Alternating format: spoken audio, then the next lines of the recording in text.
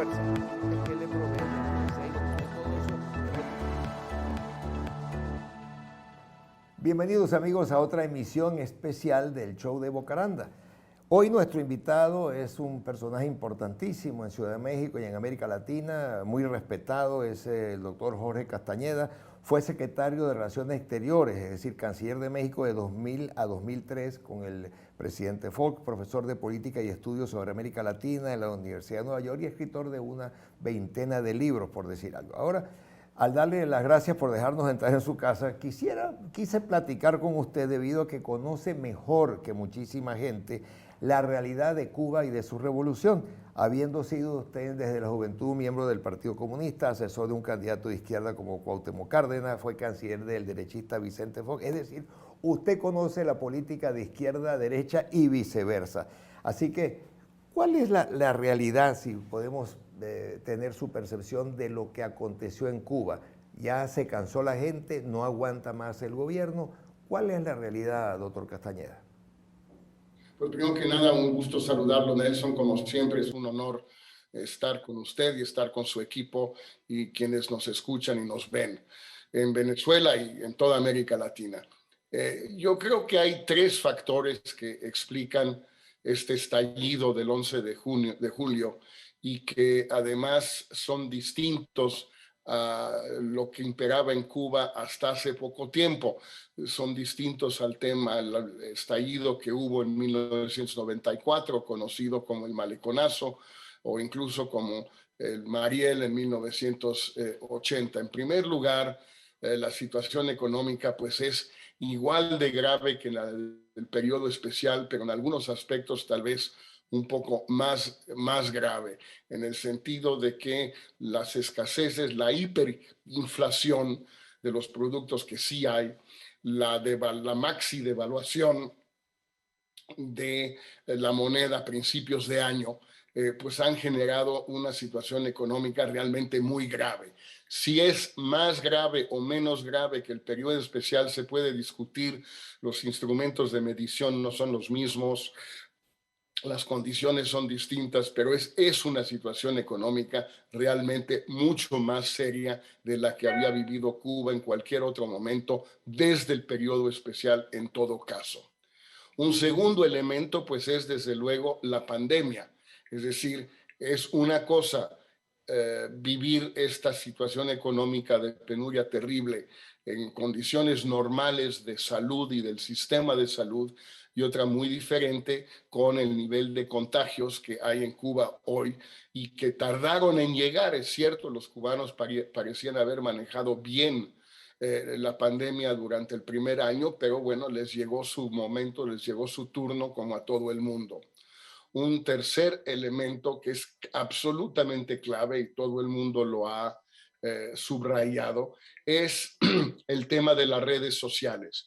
Es decir, la visita de Obama en 2016 y la normalización con Estados Unidos, si bien trajo pocos cambios en Cuba, uno de los cambios a los que contribuyó de manera muy significativa fue la extensión de celulares, de teléfonos celulares y el acceso a Internet, a las redes sociales. Los cubanos ahora, al costo que sea, con las limitaciones que usted quiera, el anacronismo de las conexiones y de la tecnología que usted quiera, pueden entrar a Internet y pueden comunicarse por redes sociales y pueden informarse los unos a los otros de qué está sucediendo. Y estos tres factores me parece que son muy importantes en explicarnos por qué hubo este estallido. No, los tres son relativamente nuevos. Podríamos agregar uno último, que ya no está Fidel, y eso sí cuenta mucho. Pero en todo caso, estos tres factores me parece que son los principales elementos que explican el estallido del 11 de junio. Siendo un gobierno represivo y un gobierno con una inteligencia y espionaje que lo ha exportado a otros países, ese modelo aquí en Venezuela le siguen mucho a pie y caletre, pero el hecho de que la situación que se generó no la hubiera conocido o no estuviera preparada, pareciera, la inteligencia cubana. ¿Fue un fallo de inteligencia o puede haber algunas, comillas, complicidades para que estas cosas sucedieran, doctor Castañeda? Pues mire, Nelson, yo creo que es una de las preguntas más importantes que debemos hacernos y le agradezco a usted que la haga porque es algo que me he estado preguntando yo mismo y francamente no tengo una respuesta.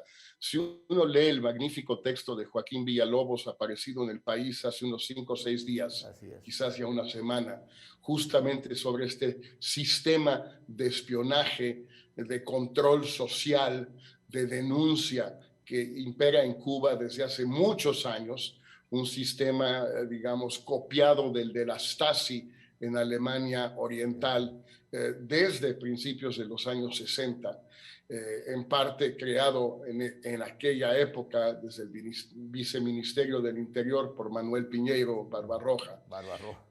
Parece difícil, Nelson, entender que puede haber habido un estallido en muchas ciudades de Cuba, en muchos barrios de La Habana, simultáneamente, con tanta gente, de tantos sectores sociales distintos, de tantas ocupaciones diferentes, al mismo tiempo, simultáneamente, como decía, sin que este aparato gigantesco de denuncia de los CDRs, del espionaje de la gente, de vigilancia de las fuerzas policíacas, etcétera, sin que se hubieran enterado, sin que se hubieran informado al respecto. Parece difícil de creer. Ahí hay varias hipótesis, en efecto, una de complicidad o complicidad parcial, que quizás lo veían venir, pensaron que a lo mejor valía la pena abrir un poco una válvula de escape para bajar la presión social que ellos sabían que iba aumentando y aumentando y aumentando, sobre todo en verano. Estos estallidos tienden a suceder en verano en Cuba y en el Caribe en general. Los apagones contribuyen mucho a eso porque pues, no hay aire acondicionado, lo poco que hay deja de existir con los apagones en verano. En fin, quizás sabían algo el gobierno y trataron de dejarlo pasar un poco y se les salió de las manos. O quizás hay otra explicación, estamos especulando desde luego, cierto, Nelson, y nadie tiene elementos para afirmar esto. Quizás un sector del ejército, un sector del partido, un sector del gobierno decidieron dejar pasar esto, que sucediera el estallido para saldar cuentas con otro sector en una pugna interna como las que ha habido muchas en Cuba, con la diferencia de que antes la resolvía Fidel y ya entre 2006 y el año pasado, pues también si sucedían, la resolvía Raúl Castro. Ahora ya es más difícil que se zanjen de esa manera y es posible que hayan agarrado un vuelo que no tenían antes. Bueno, y también en la misma especulación se ha dicho que Díaz-Canel no tiene ciertamente el afecto militar, porque en algún momento se pensó que el heredero de Raúl podría haber sido uno de los militares, Díaz Calleja, o el otro que maneja el espionaje y todo esto. Pareciera que esa también es algo que ha circulado, doctor Castañeda. Pues son versiones en efecto que circularon desde que fue escogido Díaz-Canel, pues ya son hace 7, 8 años como jefe de gobierno y después como presidente del Consejo de Ministros y ahora ya como presidente del partido. Obviamente él fue el heredero escogido por Fidel y por Raúl. Fidel todavía estaba en vida y consciente cuando esta decisión se tomó, pero en efecto es muy posible que círculos del ejército pues no lo hayan visto necesariamente con los mejores ojos, tomando en cuenta que nunca hizo una carrera militar. Obviamente no pertenecía al grupo del Granma y de los fundadores de la revolución y tampoco combatió en Angola o en Nicaragua o en Etiopía. Entonces, pues quizás eso generó cierto malestar por parte de las Fuerzas Armadas o de un sector de las Fuerzas Armadas. Raúl Castro había podido controlar eso hasta ahora, pero quizás llegó un momento que ya no lo podía controlar. Pero todo esto es puramente especulativo, Nelson, porque pues la sociedad cubana, el gobierno cubano, las autoridades cubanas siguen siendo increíblemente opacas. No contamos con información al respecto, nadie la tiene. Las embajadas occidentales o latinoamericanas en La Habana tampoco tienen mucha información que digamos. Entonces, pues estamos todos un poco navegando a ciegas en esta situación.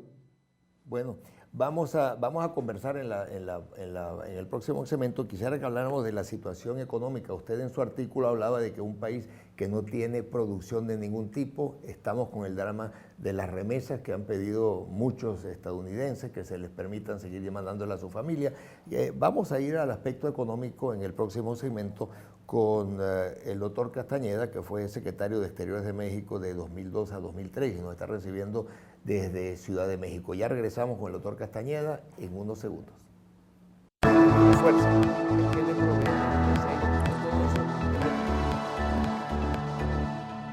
Continuamos, amigos, nuestra conversación con el doctor Jorge Castañeda, que fue secretario de Exteriores de México de 2000 a 2003. Estamos conversando de la situación en Cuba, lo que sucedió allí, tras además un escrito extraordinario que recién publicó, apenas pasaron estas cosas, pero quería que siguiéramos con el tema económico, la situación económica, un país, decía usted allí, que no tiene producción de ningún tipo, un país que no tiene cómo sobrevivir de su propia producción nacional de recursos, etcétera.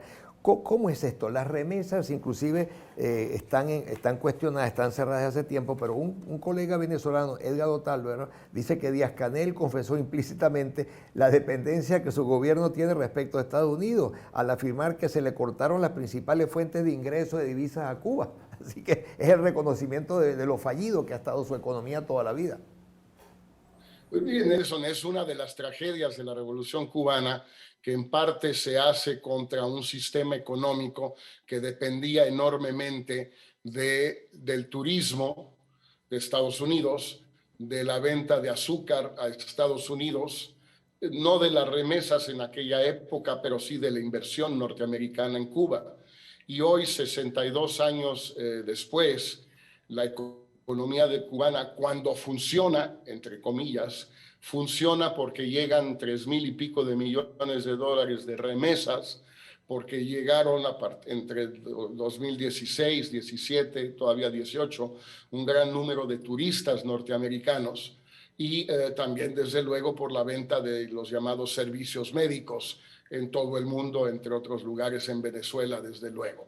Es decir, es una situación muy parecida a la que existía en 1958, antes de la revolución. El problema es que por la pandemia el turismo prácticamente se suspendió. Tengo entendido que las cifras de la primera mitad de este año, incluso que mejoró un poco, están 90% por debajo del año pasado, y bueno, y sobre todo de 2019. Con las remesas, en efecto, las sanciones de Donald Trump, que no ha suspendido, que no ha podido derrogar el presidente Biden, pues se han secado. No se han eliminado del todo, pero se han secado por dos razones: por las restricciones impuestas por Trump, sin duda, pero también porque los cubanos de Miami el año pasado, de Miami, de New Jersey también, pues tenían menos dinero para enviar a sus familiares, porque ellos también estaban viviendo una crisis económica muy seria. Entonces también había menos dinero para enviar. A esto le suma que la zafra del año pasado, si no me equivoco, fueron 800,000 toneladas, la más baja de la historia moderna de Cuba, y moderna me refiero, incluye un periodo largo antes de la revolución. Pues simplemente lo que sucedió es que Cuba no tiene divisas, punto. Se suspendió desde hace 2 o 3 años también, o disminuyó enormemente la ayuda venezolana. por las razones que ustedes conocen mejor que yo, y también la venta de servicios médicos en todo el mundo también disminuyó por el tema de la pandemia. No es que no hubiera necesidad de médicos cubanos, pero no había o dinero para pagarles o no había la disposición de tener a gente viniendo de otro país que podía contagiar a la población en el país a donde se los enviaban. Uno suma todo esto y pues deja de haber divisas de la noche a la mañana, o no de la noche a la mañana, pero a lo largo de un año.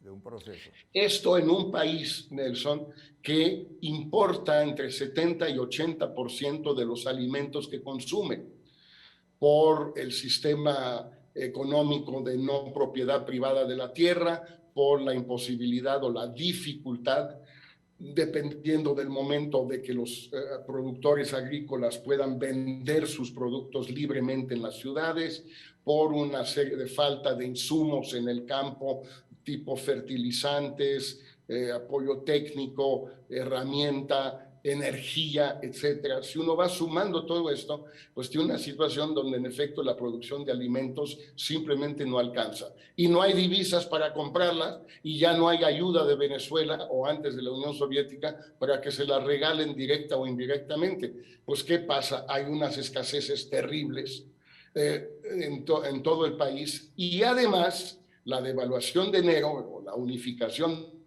de los tipos de cambio de enero que equivalió a una devaluación muy fuerte, pues es el peso en el mercado negro, creo que está ya a 60 por dólar, si no me equivoco, no el oficial, pero el mercado negro.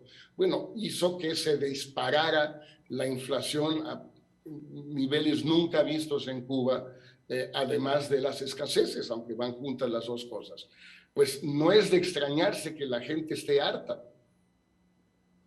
Ahora, fíjese una cosa, en el año 99 me tocó asistir a una rueda de prensa que dio Fidel, nos invitaron a varios venezolanos periodistas, porque aquí iban a montar, estaba montando Chávez su constituyente, y Fidel toda esa noche, que fueron 12 horas de rueda, 12 horas, de 6 de la tarde, 6 y media de la tarde a 6 y media de la madrugada, 12 horas hablando y hablando, pero era hablando bien de Estados Unidos, que el cochino lo importante allá, que los gobernadores iban a adularlo a él allá para que les mandaran más, los gobernadores americanos, es decir, tenía una gran relación, Estados Unidos, aquí nos llega todo, es decir, nos hizo creer que bueno, que ciertamente había una magnífica relación como de verdad la había.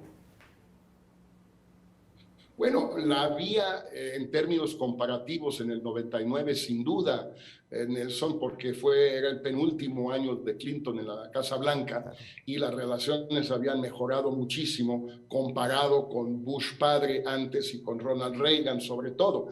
Habían pasado 12 años muy difíciles para la relación entre Cuba y Estados Unidos entre 1980 y 1992. Luego vino pues el acercamiento con Clinton y luego ocurrió algo muy importante que se suele olvidar, Nelson, si me permite tomarme un par de minutos para comentarlo con el auditorio, que es que cuando Clinton llega a la presidencia busca rápidamente alguna manera de tratar de normalizar las relaciones con Cuba. Ya había avanzado mucho Carter en los años 70 al establecer las llamadas representación de intereses en las dos capitales, pero lo que busca Clinton es tratar de normalizar todo y en particular de levantar el llamado bloqueo o embargo, que en esa época era todavía un decreto ejecutivo del presidente Kennedy remontándose a 1962.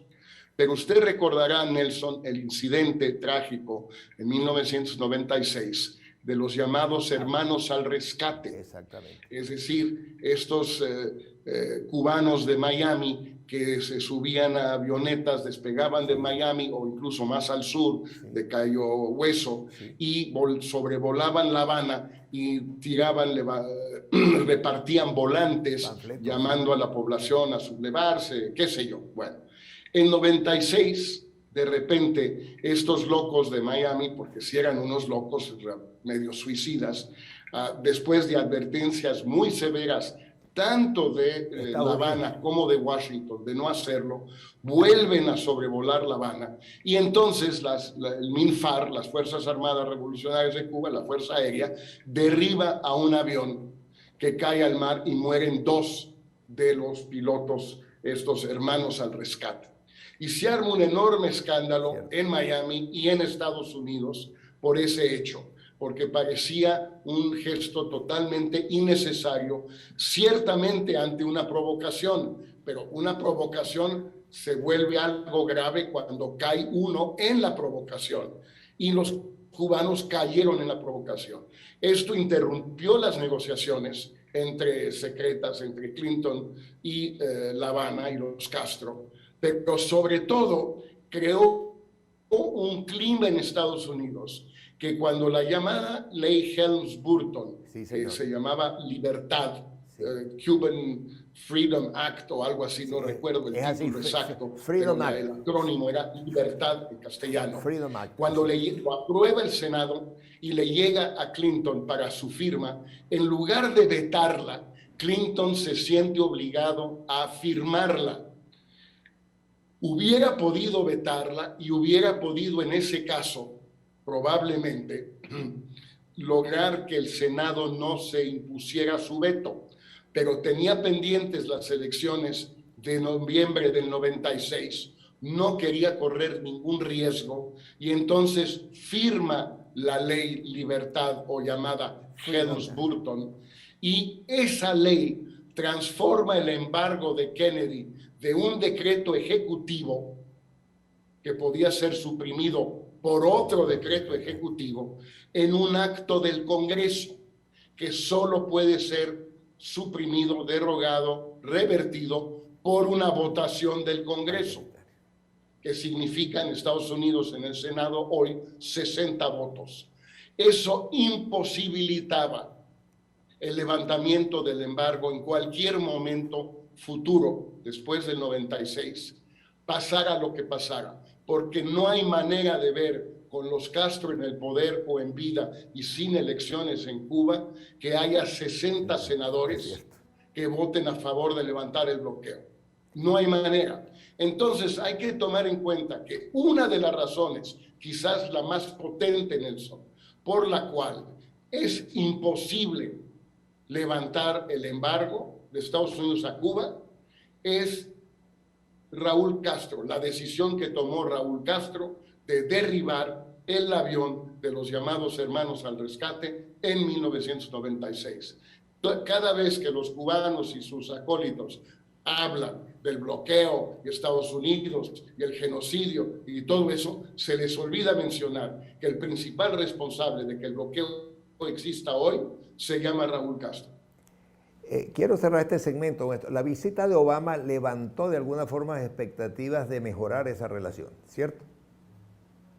Bueno, muchísimo, levantó expectativas y las cumplió en gran medida. Es decir, Obama hizo todo lo que estaba en sus manos a través de diversos decretos ejecutivos para levantar la mayor parte de las sanciones. Por ejemplo, a los viajes.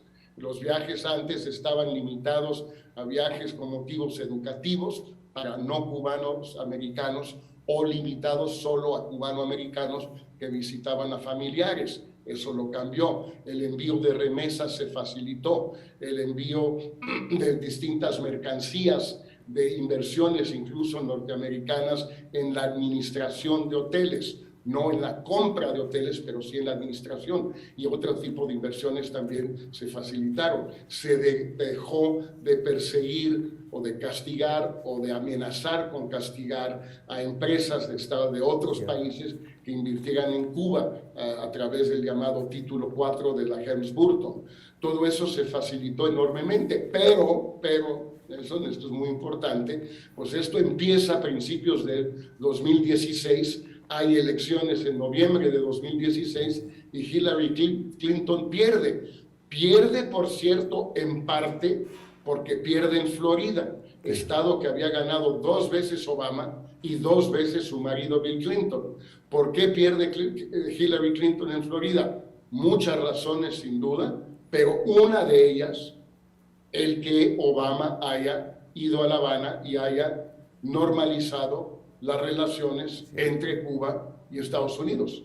Y entonces llega Trump y bueno, pues le debe su triunfo nacional en parte a su triunfo en Florida, y en Florida le debe su triunfo en parte a la comunidad cubanoamericana y a su cercanía con voces como la de Marco Rubio, que bueno, empieza a adquirir una gran fuerza en Florida. Así es. Bueno, vamos a cerrar este segmento. En el siguiente quisiéramos hablar un poco de lo que es el futuro del país y algunas cosas que han aparecido en los medios. En España parece que hay uno que apareció en el país, donde en el ABC, que estaban preparándose ya para que en algún momento pudieran volar a Sudáfrica. Es decir, todas las especulaciones que en medio de un país que está censurado y que no sabemos lo que pasa, saber un poquito qué piensa usted de ello. Así que regresamos con el doctor Jorge Castañeda, que fue canciller de México, en este programa especial. Fuerza. ¿Qué le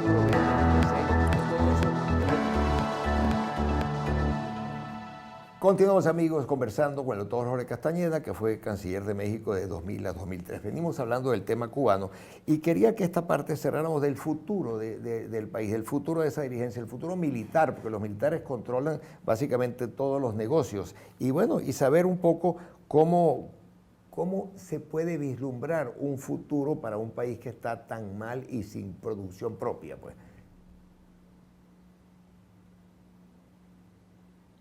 Mire, Nelson, yo creo que es muy difícil poder vaticinar cualquier cosa en Cuba hoy. Parece ser, todo indica, todo sugiere que el gobierno sí pudo capotear la tormenta, en el sentido de que retomaron la calle las autoridades con más de 500 detenciones ya llevadas a cabo, de acuerdo con Human Rights Watch, por ejemplo.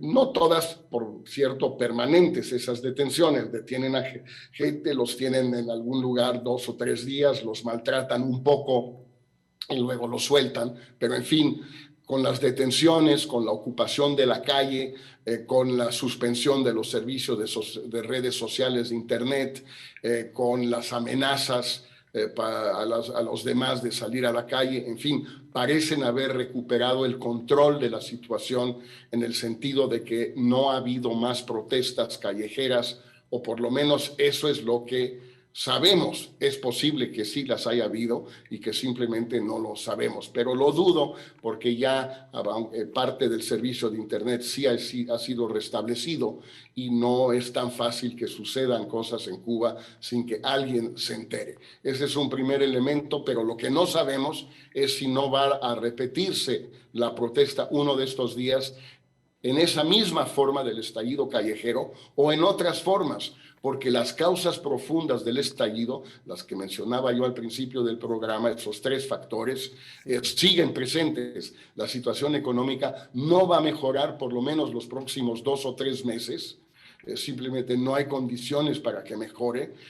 La pandemia podrán volver a controlarla quizás en un par de meses también, pero se van a tardar. Tienen un problema de vacunación. Algunos países sin duda van a tratar de ayudarles, como México, regalándoles jeringas y cosas así que no tienen siquiera, para ver si pueden adelantar el proceso de vacunación, pero van muy lentos.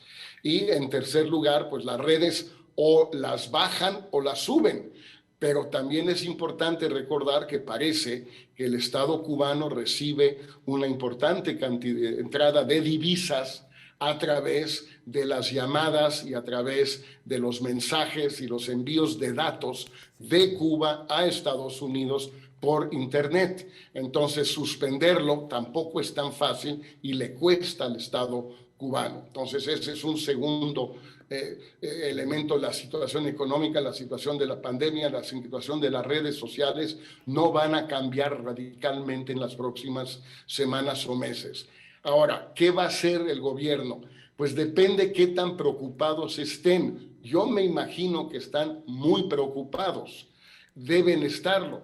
E incluso cuando hemos visto el cambio de discurso de Díaz-Canel, que empezó acusando a todos los manifestantes de ser agentes del imperialismo y terminó diciendo hace unos días que, bueno, había gente ahí confundida o había gente que estaba sinceramente descontenta por las dificultades que enfrentaban. Claro, por culpa del bloqueo, pero por lo menos ya reconocía la sinceridad o la honestidad de algunos de los manifestantes. Yo creo que están muy preocupados. Ahora, ¿qué pueden hacer? Esa es un poco la pregunta, Nelson. No hay benefactor a la vista. Incluso con los nuevos precios del petróleo, que bueno, se han estabilizado alrededor de $70 el barril, que es una cifra muy elevada, y acá Venezuela pues seguramente le ayuda bastante, aunque la producción siga cayendo. No está en condiciones, creo yo, pero ustedes saben mejor que yo, Nelson, Venezuela, de reanudar realmente el apoyo a Cuba. Rusia y China tienen otros asuntos que atender con Estados Unidos para meterse en un lío en el Caribe, en el trópico, que no conocen y que no veo yo motivo alguno para que lleguen al rescate esas dos potencias. Entonces, no parece haber ninguna salida desde fuera a la vista. Y entonces la pregunta se vuelve, ¿qué tanto está dispuesto a abrir Raúl Castro? Porque yo creo que todavía es él el que toma las decisiones. Cierto. ¿Qué tanto está dispuesto a abrir Raúl Castro la economía cubana y el sistema político cubano frente a esta crisis que nunca habían enfrentado o que en todo caso no habían enfrentado desde 1994? Yo creo que esa es la gran pregunta. ¿Qué tanto quiere abrir? Y pues la verdad no lo sé, pero mi impresión es que muy poco. No quiero cerrar el programa sin hablar un poco en estos minutos que nos quedan de lo que usted bien explicaba en su artículo de Nexos, sobre la farsa de ese bloqueo que la izquierda global, tanto en México, en Venezuela, en todos estos países, no, que la culpa es del bloqueo, cuando a Cuba compra en todas partes y ha recibido muchos productos comprados en distintos países. No hay ese bloqueo tal como nos los anuncian siempre, ¿no? Bueno, en efecto, es una farsa la explicación en el sentido de que, por ejemplo, los dos países que más productos alimentarios le venden a Cuba son Brasil y Estados Unidos, vendiéndole más o menos la misma cantidad el año pasado. Es decir, Cuba sí puede comprar productos de alimentos y medicinas a Estados Unidos, claro, en condiciones restrictivas, sin crédito. Bueno, pues sí, pero hay otros países del mundo que tampoco le extienden crédito a Cuba. ¿Por qué? Pues porque los cubanos tienen una pésima reputación de no pagar sus deudas, nunca pagan sus deudas. Entonces, no es solo Estados Unidos que por ley no le puede extender crédito a Cuba, son muchos países occidentales e incluso de América Latina que no están dispuestos a entregarle a crédito alimentos o medicinas a Cuba. Con frente a las escaseces que hay ahorita en Cuba, si Cuba tuviera las divisas para pagar cash, podrían conseguir enormes cantidades de alimentos en Argentina, en Brasil e incluso en México. Desde luego lo mismo en materia de medicamentos de la India, de México, etcétera, pero tienen que pagar cash o conseguir crédito. Nadie les quiere dar crédito porque no pagan de acuerdo, porque no tienen divisas, pero pues eso nos lleva de nuevo al dilema que mencionaba yo antes. Entonces, el tema del bloqueo, hombre, es buena propaganda hasta cierto punto, les sirve, probablemente sería mejor para todo el mundo que el bloqueo desapareciera, pero ya traté de explicar yo por qué no existe ninguna posibilidad de que eso suceda. La política interna existe en los demás países, en Cuba también, pero en Cuba no la podemos ver, la gente no puede votar, no puede opinar, no puede manifestarse sin las consecuencias que ya vimos. En Estados Unidos, incluso en Venezuela, desde luego en México, en Europa Occidental, pues no hay política, eso existe, hay elecciones y por lo tanto los gobiernos se ven obligados a actuar en función de consideraciones de todo tipo y muchas de ellas de política interna, Cuba ha sido un tema de política interna de Estados Unidos más o menos desde 1955-56 en esta época y desde luego antes en 1898, en 1905 y durante los años 20. Entonces, no debe extrañarles a los cubanos que si son parte de la política interna de Estados Unidos, pues sufren las consecuencias y también gozan de los beneficios de ello, porque la normalización de Obama y la visita de Obama también fue resultado de un asunto de política interna, no fue la presión latinoamericana inexistente que llevó a Obama a normalizar, fue por su legado y el lugar que él quiere o quería ocupar en la historia de Estados Unidos, lo que lo llevó a normalizar con Cuba y el hecho que estaba ya en el último año de su segundo periodo. Bueno, doctor Castañeda, muchísimas gracias por habernos recibido en su casa. Además que sus palabras hay que estudiarlas completicas, de una tras otra, como los artículos que escribe en Nexo y en otras publicaciones. Le agradecemos mucho todo esto, así que de verdad que será hasta una próxima oportunidad. Estamos a su orden también aquí en Venezuela cuando usted quiera para conversar. Estamos siempre a sus órdenes, Nelson, y de nuevo lo felicito a usted y a todo su equipo por el trabajo que hacen en Venezuela, es invaluable. Muchísimas gracias. Ya continuamos, amigos, y al regreso vamos con Run Runes.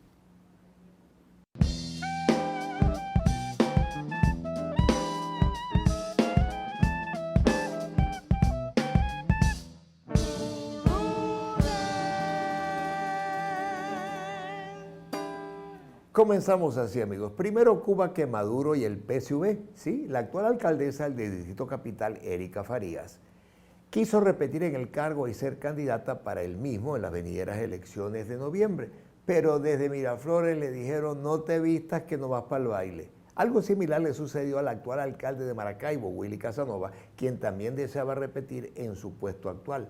La razón va más allá de las abiertas discrepancias entre el chavismo original y el madurismo imperante y avasallante. Ambos chavistas han dicho públicamente no obedecer las líneas que les imparten desde Miraflores, sino a las que les vengan desde La Habana, pues ambos son fichas importantísimas del llamado Frente Francisco de Miranda. Otro de los golpeados fue el ex vicepresidente Elías Agua, a quien no lo dejaron competir por la gobernación del estado Miranda. También él dirigió en su momento dicho frente. Su mensaje fue contundente. Por razones de estricta coyuntura política, no se me autorizó a participar en las elecciones internas del 8 de agosto, afirmó en un video publicado en su cuenta de la red social Twitter. Fidel I, textualmente lo que alegaron cuando lo crearon, el Frente Francisco de Miranda, nació el 29 de junio del año 2003. Fue fundado en La Habana, Cuba, por los comandantes Hugo Chávez y Fidel Castro, Ruz, creado ante la necesidad que tenía la revolución venezolana de tener en la población actores sociales sólidos y efervescentes como se requieren en los procesos profundos de cambio, reformas y transformaciones. En su presentación, la verborrea chavista lo calificó como una organización política disciplinada, antiimperialista, dinámica y organizada, fundamental en la lucha por erradicar la pobreza en todas sus manifestaciones y por alcanzar la igualdad social en Venezuela. El pasado 29 de junio, Maduro les envió este mensaje. Feliz cumpleaños al Frente Francisco de Miranda. Saludo al ejército de luchadores sociales por estos 18 años de organización, lucha y disciplina irreductible. Son ustedes el brazo articulador para la profundización de la revolución. Sigan venciendo con Fidel y Chávez, por ejemplo. Basta ver la situación de Cuba tras 62 años de criminal dictadura. Solo me queda recordar el viejo adagio venezolano: deseos no empreñan. Ya anteriormente comenté por esta misma vía sobre la guerra interna entre los rojos que cada día se pone de manifiesto en diversos órdenes gubernamentales y hasta en algunos uniformados también está sucediendo. Voy con el Apure y sus consecuencias. A pesar de que Maduro afirmó que el almirante en jefe Remigio Ceballos Ichazo entregó el puesto de jefe del Comando Estratégico Operacional de la Fuerza Armada de Venezuela, invicto, victorioso y poderoso, la realidad es otra, porque en la región del Arauca, en el estado Apure, murieron más de una docena de militares venezolanos en los enfrentamientos con las disidencias de los grupos guerrilleros colombianos. Tuvieron que pasar a 72 horas de los primeros enfrentamientos ocurridos el pasado 23 de abril de 2021 entre miembros del ejército venezolano y guerrilleros para que el ministro de Defensa, 72 horas después, Vladimir Padrino López, se pronunciara en Twitter señalando: apure es nuestro, nada ni nadie nos detendrá en la determinación de garantizar la soberanía e integridad territorial de la patria. La unión del pueblo y la Fuerza Armada Bolivariana es la clave para bloquear la pretendida exportación del modelo narcoparamilitar colombiano y su oligarquía, exclamó Padrino. Fueron 12 militares venezolanos y un jefe de la FARC muertos, con miles de desplazados y decenas de detenidos. La culpa habría sido entonces del jefe del CEOFAN, a quien reemplazaron con el recién nombrado general en jefe del ejército, Domingo Antonio Hernández Lares. La organización no gubernamental Fundaredes presentó un informe en el que documenta los hechos que llevaron a lo sucedido en la frontera en esa semana. Por esa información veraz y con pruebas fotográficas están presos su director Javier Tarazona, sus familiares y otros colaboradores. La prueba fotográfica imposible de negar. ¿Por qué esa denuncia se convirtió principalmente en sensible? Porque fue una denuncia directa contra uno de los hombres más poderosos que ha tenido la Revolución Bolivariana, el silencioso capitán de navío Ramón Rodríguez Chacín, exministro del Interior y exgobernador del estado Guárico. En la fotografía aparecen sentados alrededor de una mesa que preside Rodríguez Chacín y junto a él su esposa Carola, los jefes guerrilleros del Ejército de Liberación Nacional, el ELN, Nicolás Rodríguez Bautista, alias Gavino, quien hasta hace unos días fue el máximo jefe e integrante del Comando Central del ELN. Aparece Eliezer Gerlinto Chamorro Acosta, alias Antonio García, quien ahora es el máximo jefe de la organización guerrillera. También Israel Ramírez, otro guerrillero. Voy con las vacunas. Todo parece indicar que en los próximos días se fijará el protocolo de compra, aceptación, envío y aplicación de una de las vacunas reconocidas por la OMS. Busca la de una sola dosis tras el atraso oficial y el avance de los infectados. Lograron ponerse de acuerdo por todo esto en medio de esas discrepancias de criterio.